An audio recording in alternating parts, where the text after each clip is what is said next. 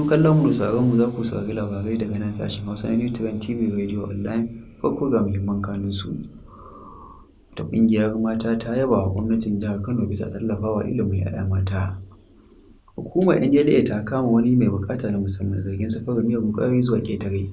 Kotun ƙoli ta Kenya ta kuwa ƙarar da Raila Odinga ya shigar kan nasarar da William Ruto ya samu.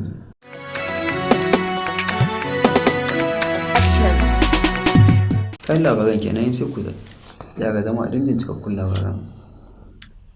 Wata ƙungiya da ke tallafawa ilimin 'ya'ya mata ta yaba gwamnatin jihar Kano bisa amincewa da ɗaukar malamai mata 195 aiki ƙarshen ma'aikatar ƙananan hukumomi. Wannan jawabi ya fito ne cikin wata sanarwa da shugaban shirin Hajiya Mairo Bello ta sanya wa hannu wanda aka raba wa manema labarai. Hajiya Mairo ta kuma nuna matuƙar godiya ga uwar gidan gwamnan jihar Kano Farfesa Hafsat Abdullahi Ganduje bisa kishin da take da shi na tallafawa ilimin 'ya'ya mata. Ƙungiyar ta yaba gwamnati akan ware naira miliyan 100 cikin kasafin kuɗin shekarar 2022 domin ɗaukar malamai mata 1000 aiki.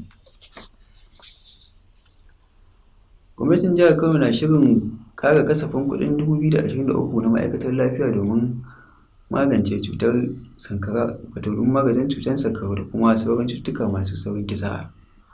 Kwamishinan lafiya na jihar Kano Dr. Aminu Tsanyawa ne ya bayyana hakan ga manema labarai, inda ya ce gwamnatin jihar ta ƙara kasafin kuɗin ne da ake kashewa a fannin lafiya daga kashi 6 cikin kashi 100 zuwa kashi 17 cikin 100. Dr. Tsanyawa ya ce jihar ta samar da tsarin dabarun kiwon lafiya na jiha karo na biyu na shekarar 2023 don kammala cibiyar kula da cutar kansa da asibitoci a masarautu 4 na faɗin jihar Kano.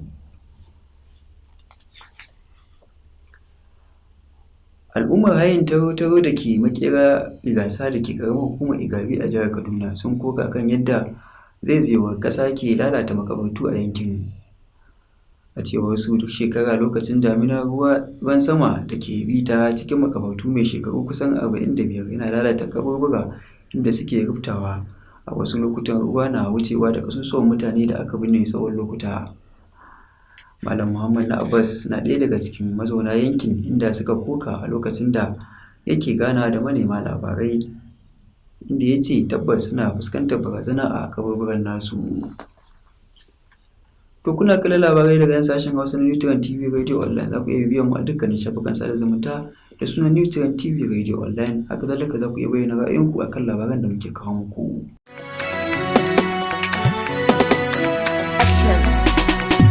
To kashin farko na labaran ku saurara, yanzu kashi na biyu zai ɗora. Hukumar hana sha da fataucin miyagun ƙwayoyi NDLEA ta kama wani mai ɗan shekaru 53 mai buƙata ta musamman wasu Ramo Emmanuel a filin sauka da tashin jiragen ƙasa da ƙasa na Murtala Muhammad da ke jihar Lagos bisa zargin safarar miyagun ƙwayoyi. Ramo ya shiga hannu ne a lokacin da yake ƙoƙarin tafiya ƙasar Italiya.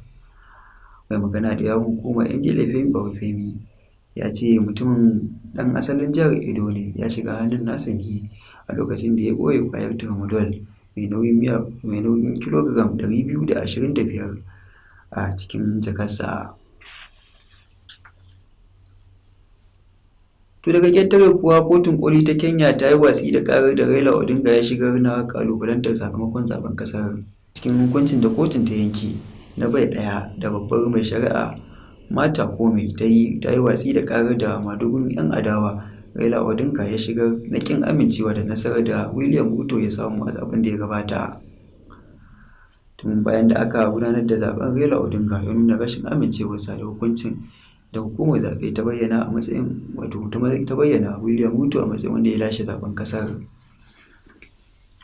Daga fagen wasanni kuma, ana shirin gudanar da zaben hukumar ƙwallon kafa ta Najeriya domin samun sabbin shugabannin hukumar da za su jagoranci hukumar na tsawon shekaru 4.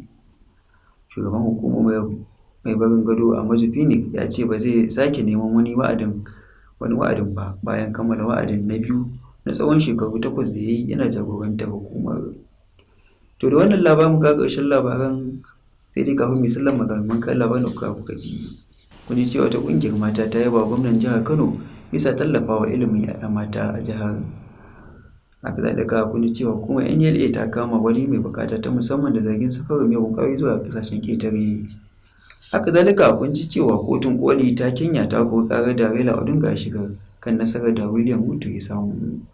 A madadin dukkanin abokanan aiki da suka taimaka don ganin labarin ya zo gare ku, musamman Muhammad Sunusi Jibrin, sai kuma editan da ta ce hoton Abdullahi, ni da na karanto labarin Ahmad Hassam da ke cewa kasance da Utren TV Radio Online.